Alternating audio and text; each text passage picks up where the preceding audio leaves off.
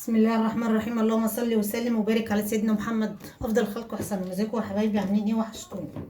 ام عبده بقى رجعت لكم تاني، معلش حقكم عليا اهي. ايه رايكم في البطيخه؟ بسم الله الرحمن الرحيم. ايه رايكم في البطيخه؟ الله اكبر عليها اهي. ب60 جنيه لازم تطلع كده. ايه رايكم فيها؟ الله، عسل نحل عسل نحل. هقطعها معاكم دلوقتي واحطها بقى تسقع في التلاجة عشان بعد ما نتغدى نحلي. ايه رايكم يا حبايبي؟ النهارده هشارككم في كل حاجه. النهارده الجمعه، ما صدقت بقى ان انا بقيت حلوه وواقفه على رجلي كده وبقيت كويسه. اللهم صل على النبي. بسم الله الرحمن الرحيم. ايه رايكم؟ ايه رايكم؟ الله يا ام عبده على الجمال ده. الله. امسكها بقى اقطعها كده معاكم بالمنظر ده كده. اللهم صل على النبي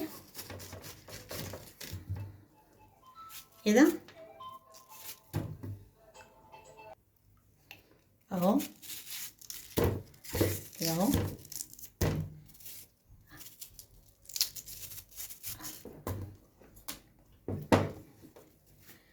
انا عايزه باذن الله كده اعمل لكم مره ايس كريم بالبطيخ، يبقى طعمه حكايه.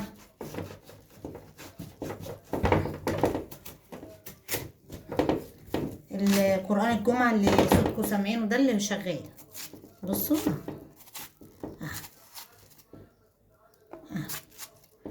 اللهم صل على النبي. اللهم صل على النبي. اللهم صل على النبي.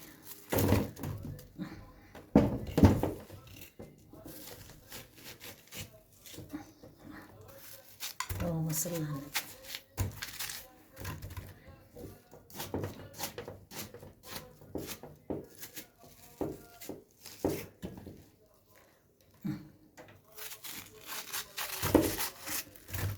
هقطعها بقى كده كلها البطيخة اوريها لكم.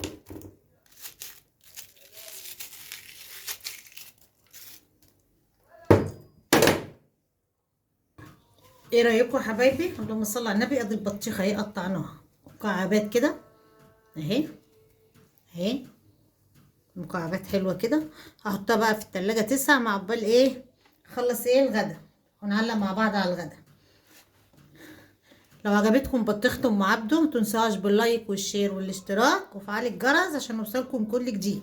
وحشني وحشني يا حبايب قلبي، وحشتني قوي.